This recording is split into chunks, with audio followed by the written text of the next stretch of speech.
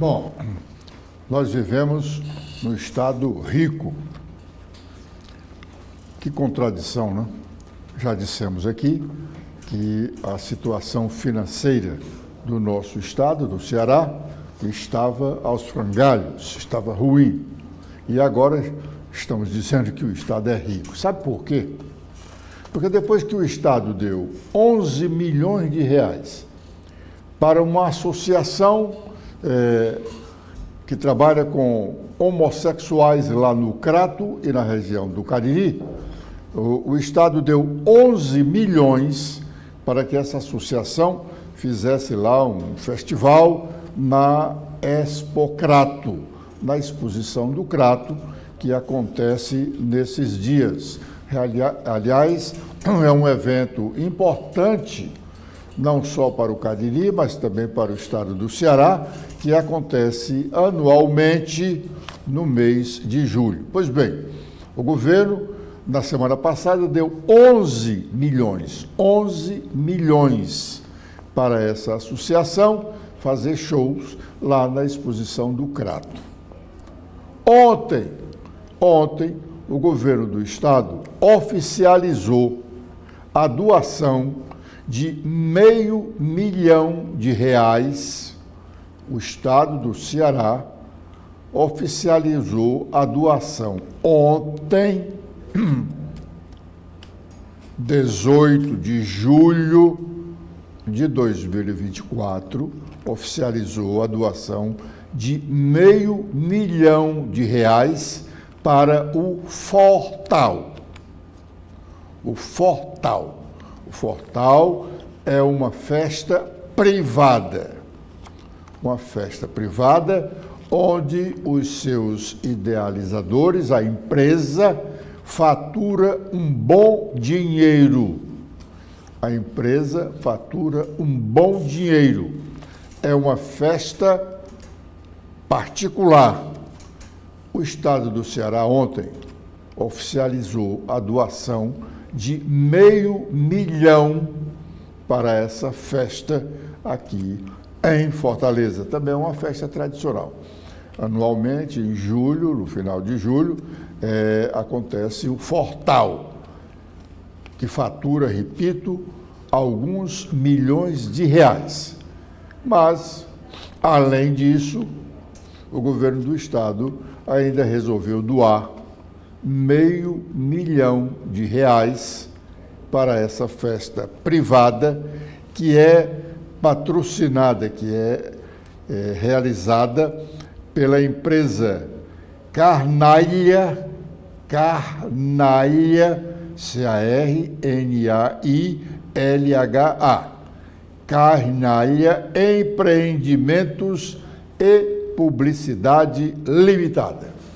Por isso que eu disse que o governo é rico, porque, sem dúvida, ele já deve ter, com os seus recursos, garantido todos os serviços reclamados pelos cearenses na área da saúde, embora as pessoas continuem reclamando aí dos hospitais, tenha feito o seu trabalho, cumprido a sua missão na área da segurança, enfim, tenha gasto os seus recursos, o suficiente para prestar bons serviços à população.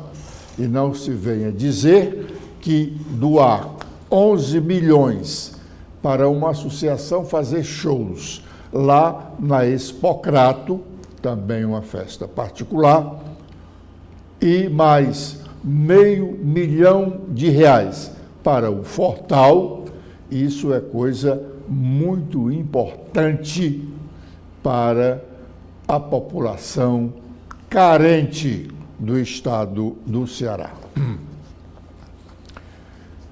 Políticos de oposição aqui no município de Aquiraz estão vibrando desde ontem à noite, porque dizem que aconteceu uma reviravolta em uma das questões judiciais que envolve o prefeito daquela cidade, Bruno Gonçalves.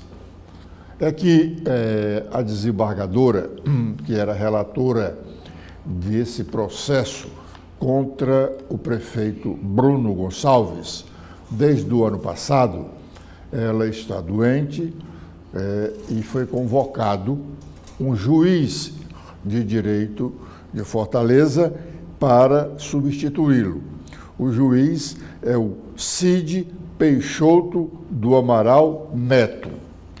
E ele ontem resolveu desarquivar esse processo que foi movido contra o prefeito de Aquiraz, Bruno Gonçalves, porque ele andou fazendo umas estripulias e resolveu contratar quase 500 pessoas terceirizadas ao custo de aproximadamente 10 milhões de reais.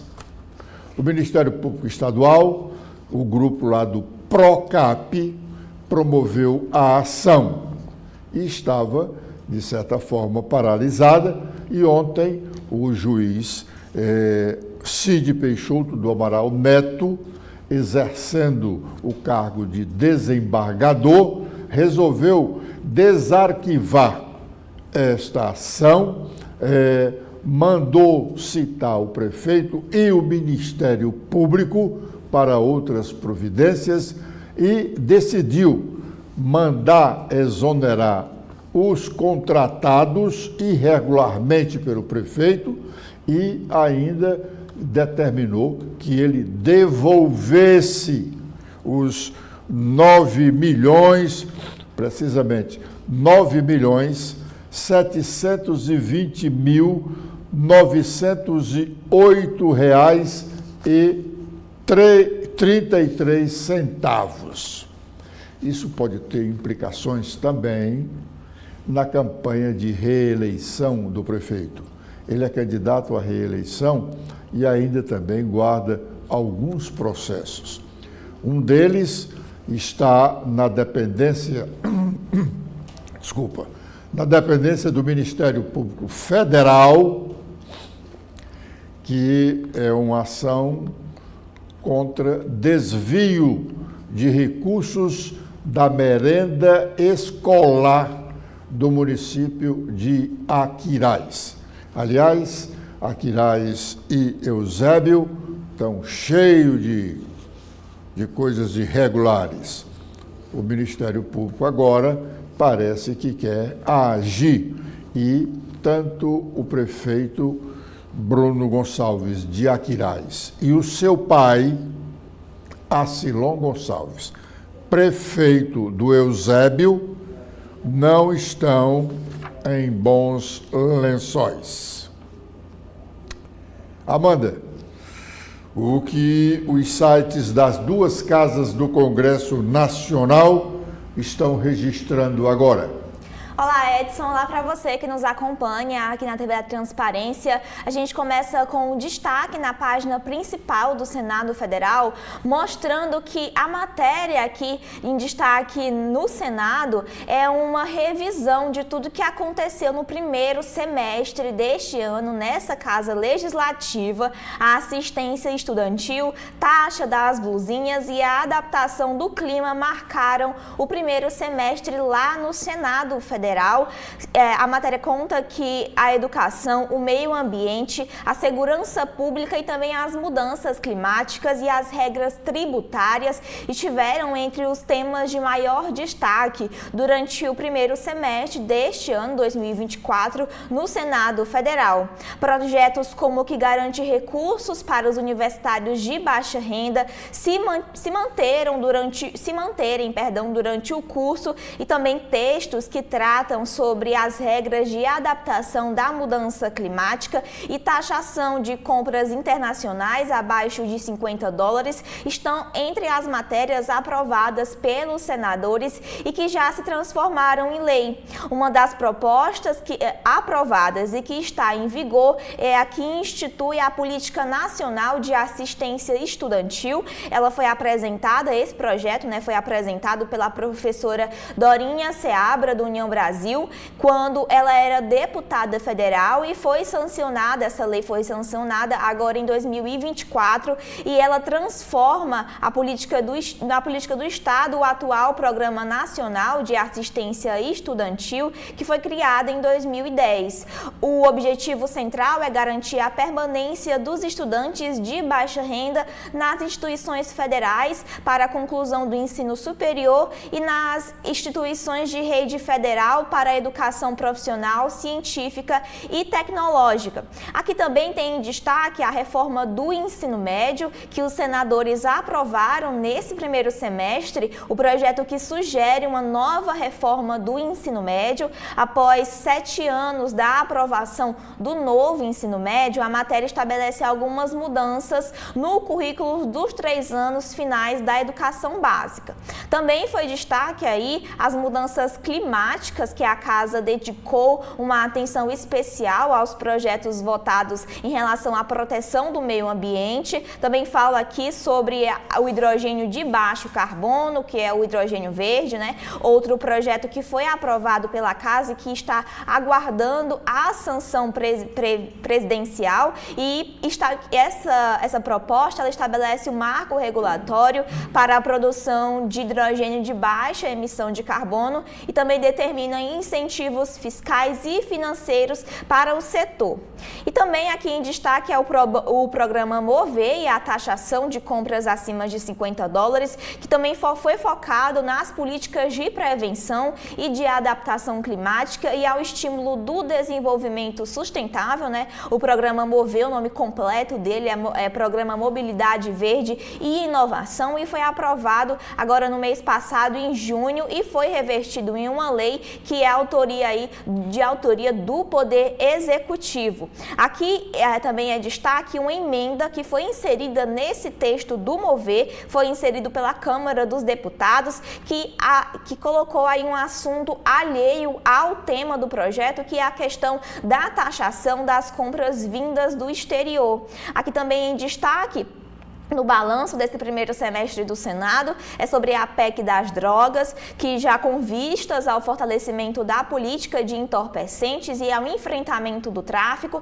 os senadores aprovaram a PEC, que é uma proposta de emenda à Constituição sobre as drogas. Essa PEC é de autoria do presidente do Senado, o senador Rodrigo Pacheco, e insere no artigo 5º da Constituição a determinação de que a posse ou porte de qualquer quantidade de droga ou entorpecente sem autorização ou desacordo com a determinação legal ou regulamentar. A matéria aguarda aí uma deliberação na Câmara dos Deputados. E aqui são os destaques, né, que a gente também fala sobre essa questão das drogas, que o Supremo Tribunal Federal se debruçou justamente nessa questão, nesse dispositivo, para julgar o recurso que questionava se o porte de drogas para consumo próprio poderia ou não ser considerado crime, e durante a tramitação no Senado, a Corte acabou declarando inconstitucional enquadrar o crime unicamente do porte de maconha para uso pessoal, e ainda determinou aquela quantidade de 40 gramas de maconha para diferenciar o usuário do traficante. Esse aqui é o principal destaque, né, esse balanço do primeiro semestre de 2024 aqui no Senado. As últimas notícias na Câmara Federal é que um projeto dispensa perícia para quem tem carteira de identidade específica de pessoa com autismo.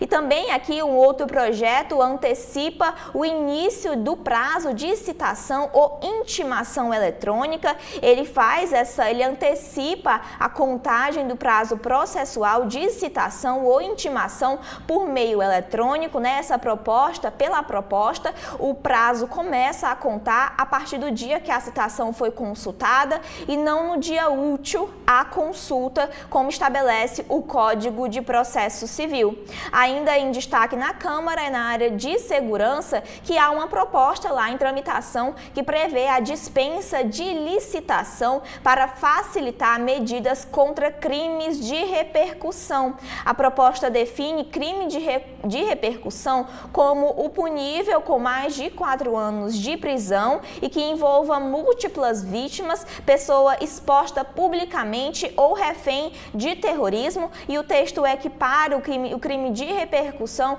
em eventos com pelo menos 5 pessoas. Aqui o projeto define como pessoas também as pessoas politicamente expostas, e aqui também em destaque na Câmara dos Deputados é na área de ciência, tecnologia e comunicações, que um projeto que está em tramitação lá na casa proíbe aplicativos de celular de coletar dados do usuário por meio de microfone ou de câmera.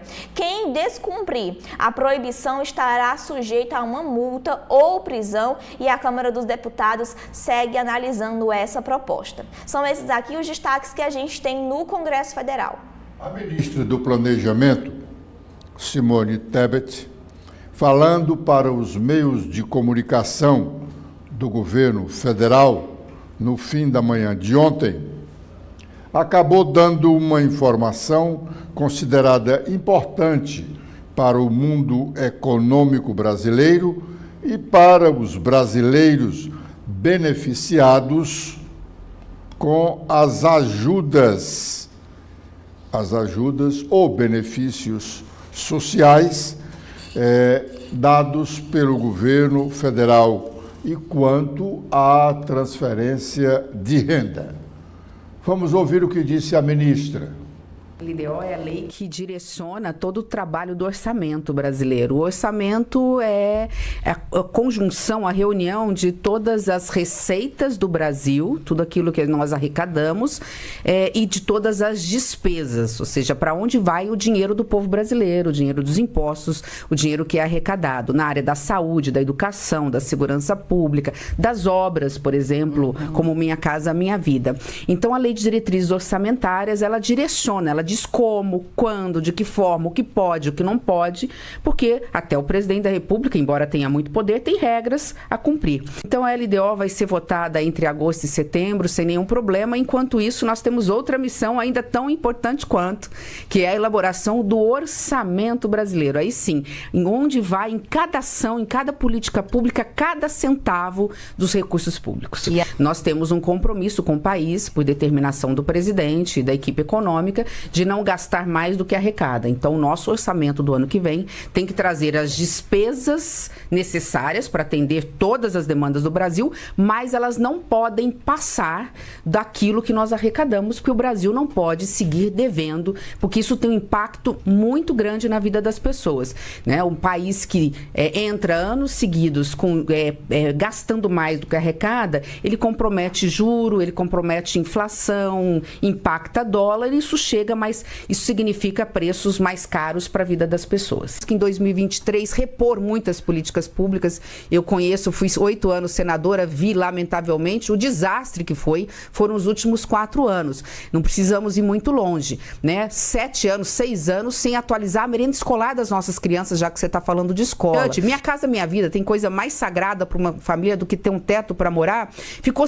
4 anos sem um contrato novo para o Minha Casa Minha Vida faixa 1, que é aquela faixa de quem ganha até um salário mínimo e meio. Ter que cortar gastos, é verdade, mas nós vamos cortar gastos naquilo que efetivamente está sobrando. Fraude, erros, irregularidades, ainda tem muita. E, obviamente, na hora que tiver que cortar, nós vamos reestruturar alguns programas, né? Nós temos que fazer reformas estruturantes para poder ter para aquilo que mais precisa. Onde mais precisa? Eu sou professora, educação, saúde. Então, assim, o PAC está preservado, ainda que a gente tenha que fazer cortes temporários, contingenciamento ou bloqueios em obras de infraestrutura, a gente faz naquelas que não iniciaram e que não iniciariam agora, para que a gente possa, depois de 2 meses, porque a cada 2 meses a gente faz essa revisão, repor de outra forma. Então, assim, não tem nenhuma sinalização, tá? De que o PAC, especialmente na área da educação e da saúde, vai ter corte.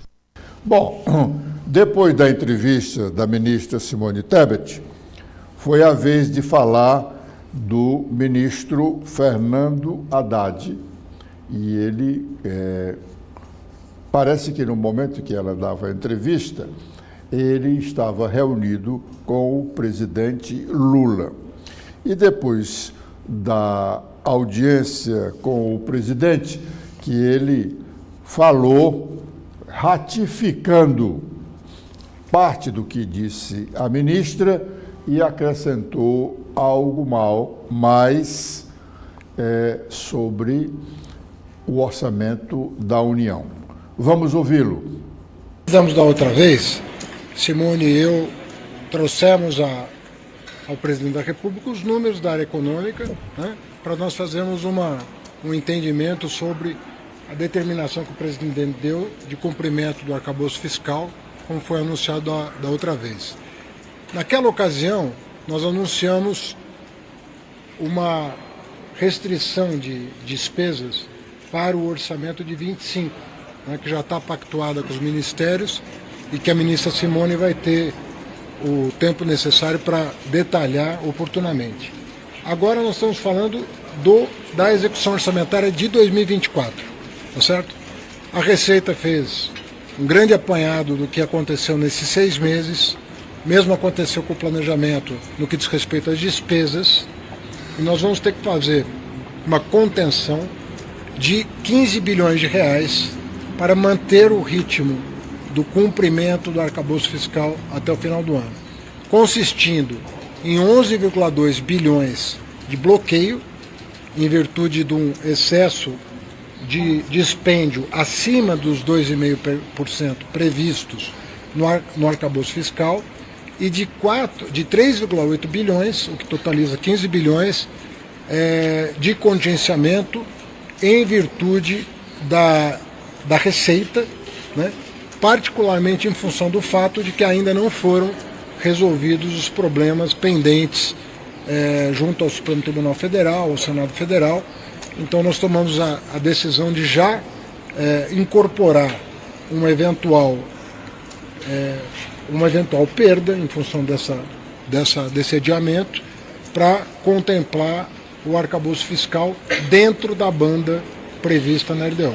Então são 3,8 de contingenciamento, 11,2 de bloqueio, totalizando nesse relatório 15 bilhões de reais. Levando em consideração que a Receita, por prudência, neste momento, não está considerando compensação. Ou seja, se as negociações com o Senado avançarem, esse contingenciamento pode ser revisto. Mas o bloqueio não. O bloqueio só se houver uma queda inesperada de despesas, poderia. Né? Mas hoje não. Já começou um trabalho há algum tempo, né? Na verdade há 3 meses começou um trabalho de detectar o que está acontecendo com alguns programas. Bom, falando em orçamento, ontem eu soube que há preocupação na Secretaria de Planejamento do Estado do Ceará por conta do volume de recursos gastos com pessoal. A Lei de Responsabilidade Fiscal limita os gastos com pagamento de servidores. E, segundo essa informação, no estado do Ceará, nós já estamos além do limite prudencial de gastos com pessoal. A Lei de Responsabilidade Fiscal é muito séria e o governante pode responder por crime de responsabilidade se ele não respeitar a Lei de Responsabilidade Fiscal. Quando chega num determinado momento de gastos, o governo tem que tomar providências para cortar. Cortar, primeiramente, cargos comissionados, cortar gratificações, cortar vantagens de forma geral, até voltar ao limite prudencial de despesa. Há essa preocupação hoje na Secretaria de Planejamento do Estado, que é quem cuida exatamente do orçamento e de sua execução. O noticiário desta manhã já está destacado. O noticiário da manhã, nós compreendemos o noticiário que é publicado pelos jornais impressos. Os jornais impressos são feitos no dia anterior. A maioria fecha todo o seu noticiário até meia-noite, 1h da manhã, estourando, para estar circulando já de madrugada.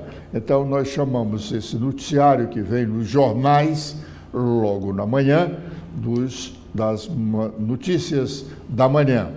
Mas as notícias propriamente da manhã, produzidas na manhã, por exemplo, na manhã de hoje, sexta-feira, elas estão destacadas a partir de agora nos sites, nos principais sites nacionais e, óbvio, dos jornais como o Globo, a Folha de São Paulo, o Estadão, o Valor Econômico e vários outros periódicos nacionais. Amanda, o que dizem os sites dos jornais o Globo, a Folha e o Estadão? Bom, Edson, os destaques aqui, as principais manchetes dos sites falando sobre uma falha na Microsoft que gera um apagão aí nessa questão de internet. No Brasil, bancos tiveram instabilidade e voos atrasaram aqui no país, no Brasil, né? Os voos da Azul sofreram alguns atrasos e isso aconteceu por causa de uma atualização defeituosa de um provedor de segurança que derruba o sistema aí por trás do Windows. Aqui a Folha de São Paulo, né, mostra que o que faz a empresa CrowdStrike, que é dona do software por trás desse apagão, e aqui tem alguns dos possíveis efeitos que podem acontecer no Brasil diante dessa falha. Também em destaque aqui no site são as colunas, os artigos de opinião de alguns dos escritores aí para a Folha de São Paulo. O jornalista Bruno Bogossian escreve sobre a Venezuela e diz que Maduro contempla a derrota e alimenta a instabilidade. Priscila Bacalhau fala sobre a universidade, que estudantes de baixa renda ficam no escuro sobre suas bolsas. João Pereira Coutinho diz que há dissonância entre trabalhadores e a esquerda. Na área de reforma tributária, falando sobre imposto, quem é a reforma tributária do consumo simplifica o sistema tributário, pergunta aí sobre que imposto é esse. E também aqui nas áreas dos editoriais, que também foi já destaque na edição digital sobre o que a Folha pensa, é sobre essa questão da reforma tributária também. A Folha de São Paulo diz que o Senado precisa corrigir a reforma tributária e cabe aos senadores a garantir a alíquota máxima que não passe de 26,5% e reavaliar essa questão do cashback que favoreceria os mais pobres. E também outro destaque aqui na área de editorial são as vacinas em alta na área de saúde. O Brasil melhora as taxas de imunização infantil, mas ainda há gargalos no sistema. Agora falando da política internacional, aqui destaque no site da Folha de São Paulo é uma análise que mostra que Trump veste o manto de Marte em um discurso durante a convenção. O republicano prega unidade e diz ter Deus consigo. E também aqui em destaque é sobre a Cracolândia, lá em São Paulo, que a cidade registra 72 Cracolândias espalhadas por 47 bairros, de áreas nobres até as periferias. Aqui também em destaque é sobre a reforma tributária, uma fala do secretário aí da reforma tributária, Bernard App. Ele diz que a alíquota zero na cesta básica beneficia as empresas com maior poder de mercado e, segundo aí o secretário da reforma tributária, ele diz que a Fazenda não tem um estudo para avaliar quem foi o mais privilegiado. Na área da política, nas eleições aí no Rio de Janeiro, a relação com Lula pesa em escolha pelo vice de Eduardo Paes, que é prefeito e candidato à reeleição, em busca aí da sua nova eleição no Rio de Janeiro. E também aqui em destaque as Olimpíadas de 2024. Isaías Queiroz, ele que é da área da canoagem pode bater o recorde brasileiro de medalhas olímpicas aí nas Olimpíadas de Paris deste ano. E na área internacional, a guerra da Ucrânia, a Rússia condena repórter americano a 16 anos de cadeia por espionagem. Também agora a gente vai com os destaques do Estadão, que fala sobre essa falha global, aí esse apagão cibernético que atrasa os voos e afeta serviços de banco, de saúde e de comunicação pelo mundo. Essa aí foi uma falha causada por um problema operacional em uma empresa de segurança digital e cujo o software é usado pelo sistema Microsoft. Também aqui sobre esse apagão cibernético, né, uma notícia relacionada, fala que os aplicativos de banco no Brasil têm essa instabilidade após essa falha mundial no sistema da Microsoft. O Bradesco diz que trabalha para normalizar o serviço, o Next, o Banco Pan e o Neon ainda não se manifestaram. Também em destaque aqui é sobre as contas públicas, o que dizem os economistas sobre o congelamento de 15 bilhões em despesas anunciado por Haddad. Na área do Estadão Analisa, Carlos Andreasa fala que ele comenta, né, que Haddad anuncia esse contingenciamento, que é insuficiente. Também aqui em destaque são as eleições municipais. As convenções de São Paulo começam neste sábado com incertezas sobre União Brasil, Tabata Amaral, Datena e Marçal. E também em destaque agora na Argentina é que o país perde a importância em exportações do Brasil e tem a menor participação desde 1991. E também aqui na área de saúde mental, o otimismo pode ser um fator de proteção contra a demência. Aqui também em destaque, na área de análise, Luiz Hatch escreve sobre Trump usa tom messiânico para projetar força em discurso de nomeação à disputa pela Casa Branca. E também a coluna do Estadão fala sobre o silêncio do Itamaraty sobre a ameaça de banho de sangue de Maduro, que contradiz o discurso de Lula por democracia.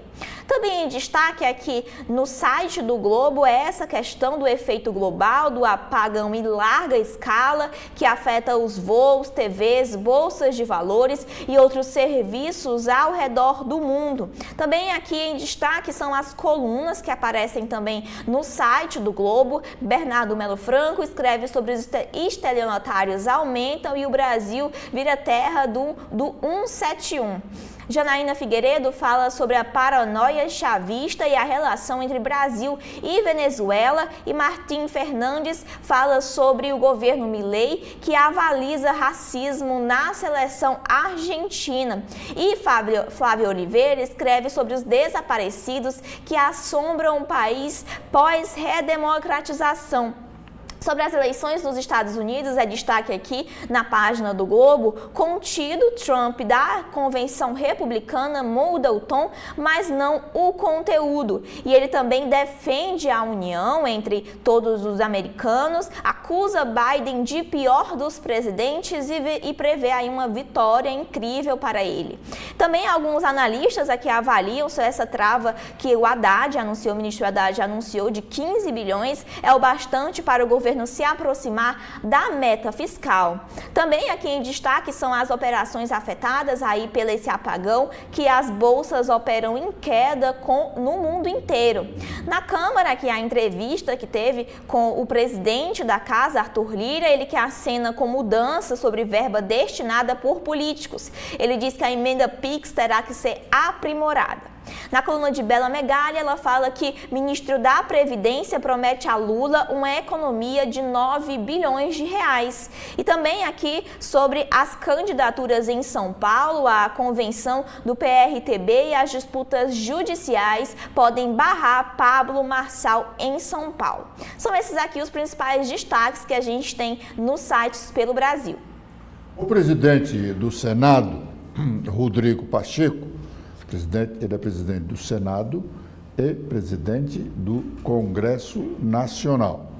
Rodrigo Pacheco voltou a falar ontem sobre o projeto de desoneração da folha de pessoal de um grupo de aproximadamente 17 empresas que são as maiores empregadoras no país. Esse projeto vem sendo discutido já há algum tempo. Havia um benefício para essas empresas que pagavam menos impostos sobre a folha do seu pessoal. Esse benefício acabou.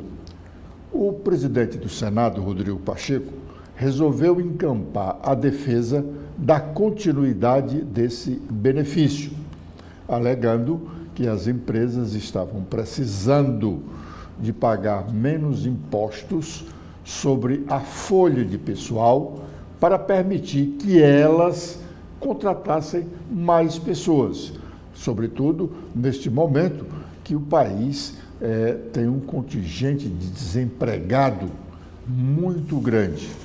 O governo não queria aceitar essa proposta do presidente do Senado.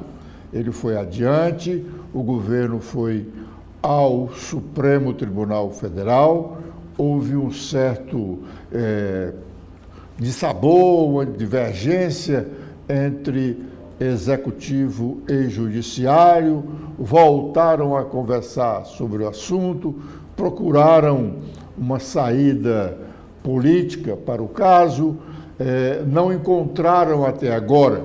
E como o governo foi ao Supremo, o Supremo lá, naquele momento que a Advocacia Geral da União entrou com uma ação contestando a proposta do Senado, avaliada pelo senador Rodrigo Pacheco, razão pela qual ele se exasperou num determinado momento contra o governo, depois retomaram as negociações e o prazo estabelecido pelo Supremo Tribunal Federal não foi atendido nem pelo Executivo, nem pelo Legislativo.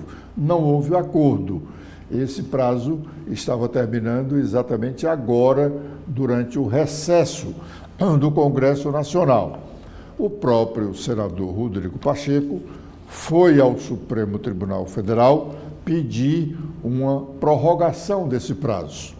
E o ministro Edson Fachin concedeu mais prazo. E ontem o senador Rodrigo Pacheco falou sobre o encaminhamento ao plenário deste projeto de desoneração da folha de pessoal de pelo menos 17 grandes empregadores do Brasil. Vamos ouvi-lo.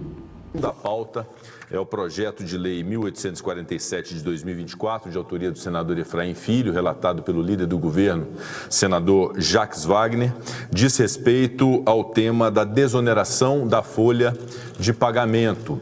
Diante do pedido anunciado ontem por esta presidência, feito pela Advocacia Geral do Senado em conjunto com a Advocacia Geral da União, Sua Excelência, o ministro Luiz Edson Fachin, no exercício da presidência do Supremo Tribunal Federal, decidiu por acolher o pedido conjunto da AGU e da Advocacia do Senado para estender o prazo de vigência da decisão monocrática do ministro Cristiano Zanin até o dia 11 de setembro.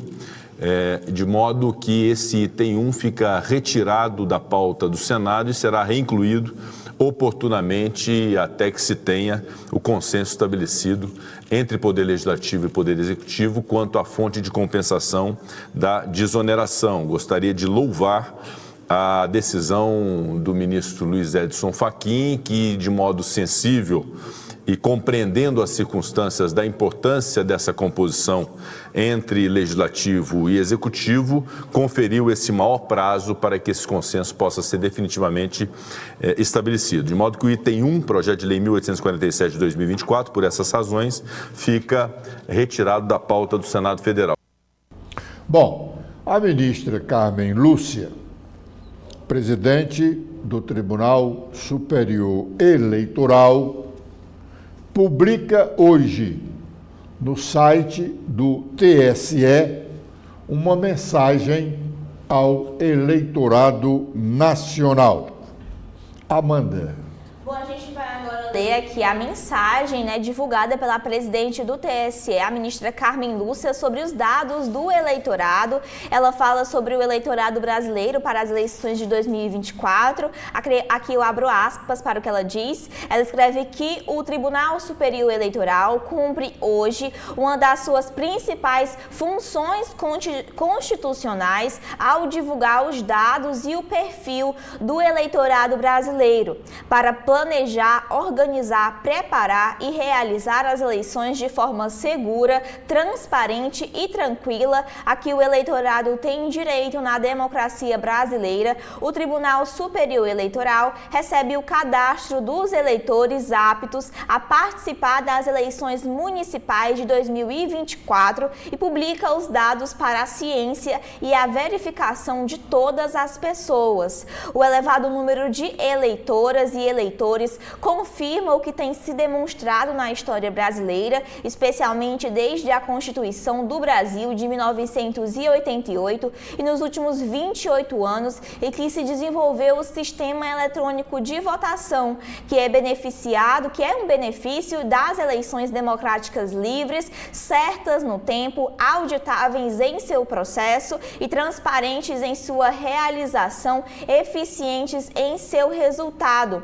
O quadro eleitoral brasileiro apresentado nesta data é o retrato do cenário político eleitoral para que a cidadania pátria constrói e que se forma neste prazo legal que antecede às eleições, para que todas as pessoas saibam os dados e do perfil da cidadania participante do processo de escolha de representantes das cidadãs e dos cidadãos dos municípios brasileiros, com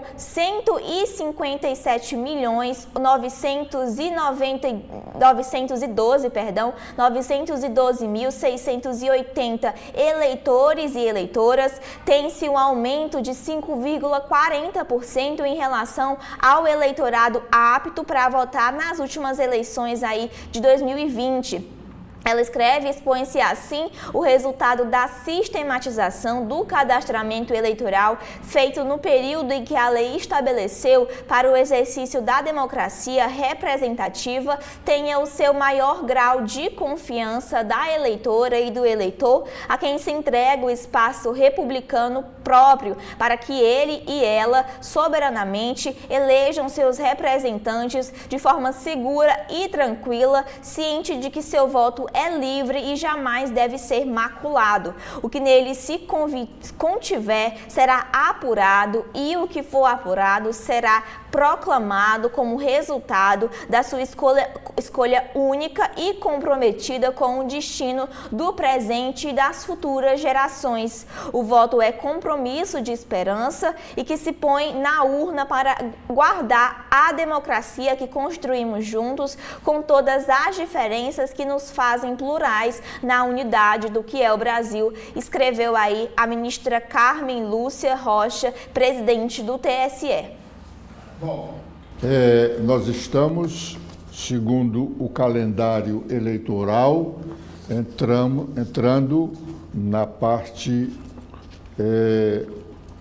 eu posso dizer assim, caminhando para o final do processo eleitoral, que na verdade o final mesmo é apenas no dia 6 de outubro, quando da votação do primeiro turno, ou para alguns poucos municípios, nos mais de 5.600 municípios brasileiros, a eleição termina realmente no dia 6 de outubro, porque são poucos os municípios, deste universo aí de mais de 5.600 municípios, são poucos os que têm segundo turno de votação.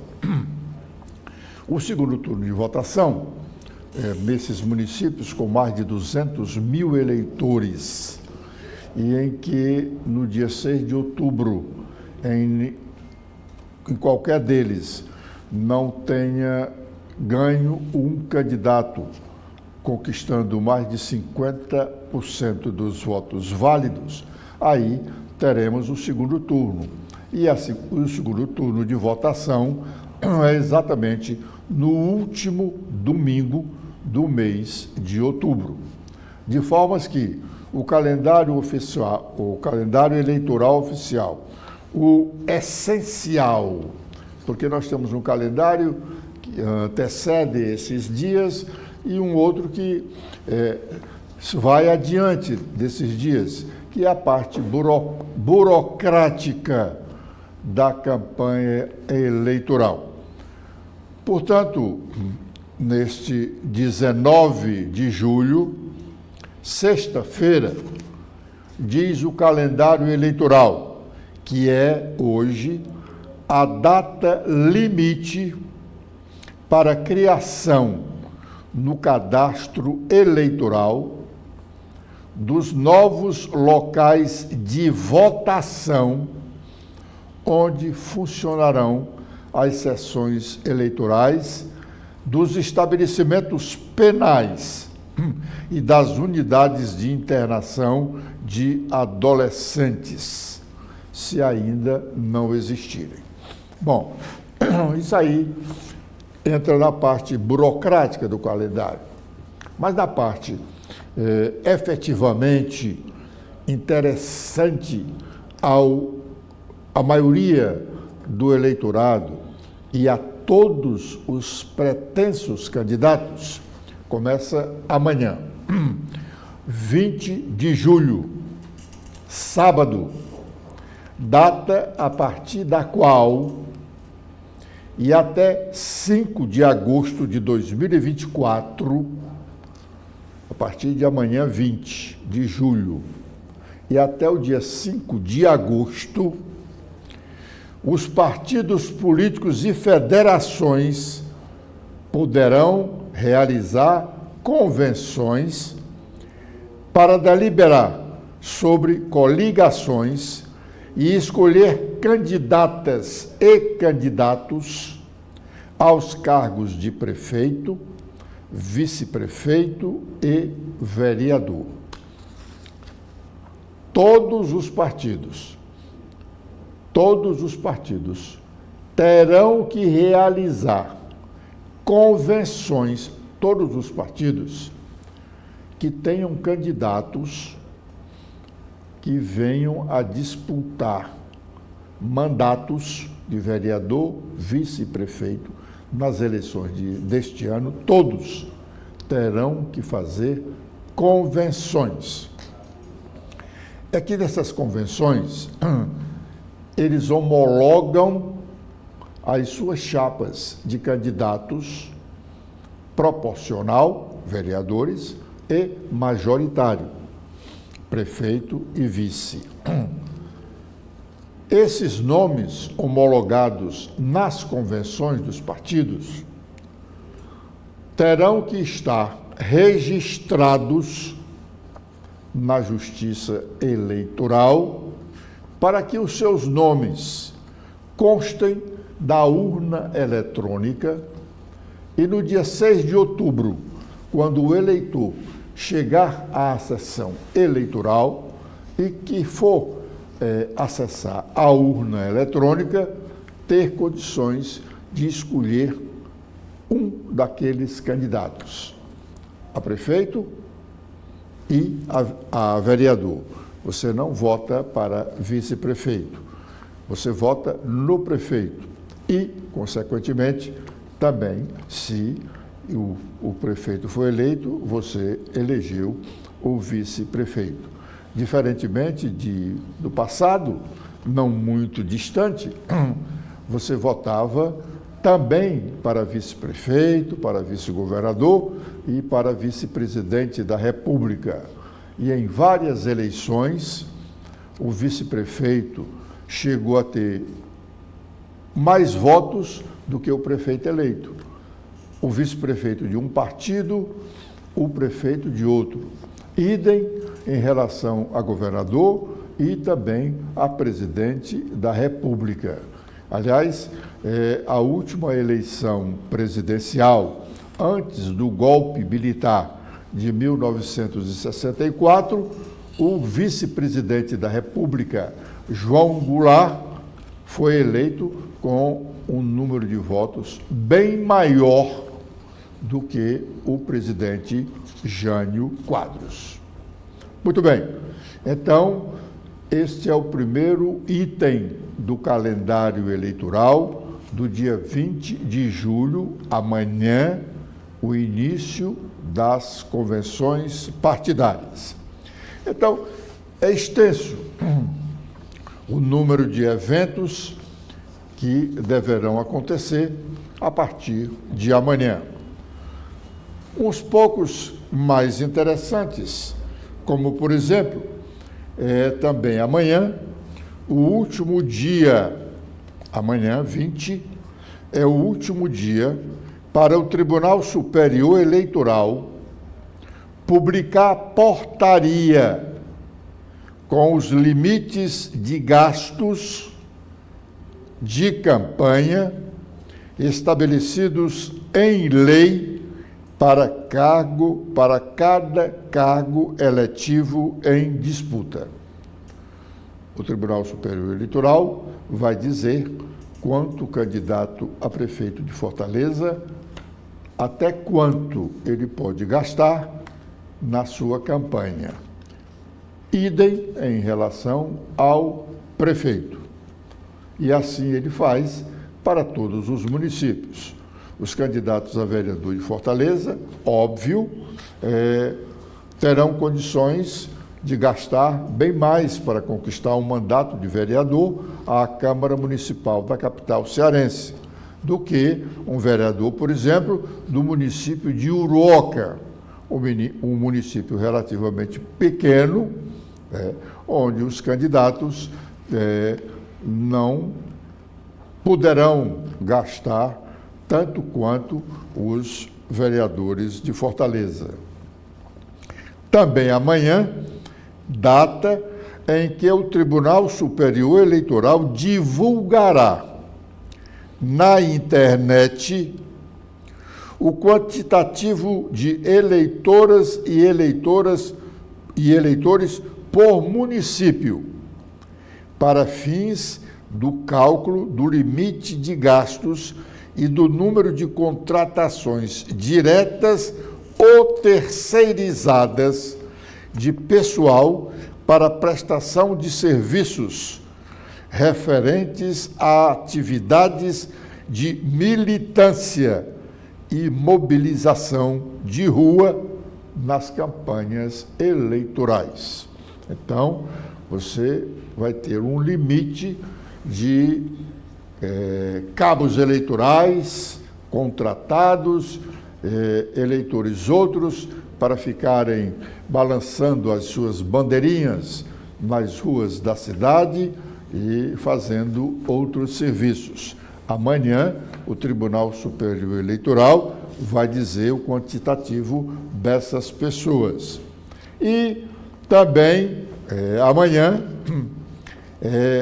a data a partir da qual é assegurado o exercício do direito de resposta à candidata ou ao candidato, ao partido político, à federação ou à coligação atingida, ainda que de forma indireta, por conceito, imagem ou afirmação caluniosa, difamatória, injuriosa ou notoriamente inverídica, difundida por qualquer meio de comunicação. É bom para a segurança de todos que, principalmente os candidatos, conheçam o calendário eleitoral, as resoluções do Tribunal Superior Eleitoral, porque o rigor prometido da Justiça Eleitoral pode tornar muitos dos candidatos inelegíveis. Com esta observação, nós estamos encerrando a nossa participação de hoje no primeiro bloco de notícias desta manhã, convidando-os a continuarem conosco aqui na TV da Transparência. Já já teremos novas informações. Obrigado.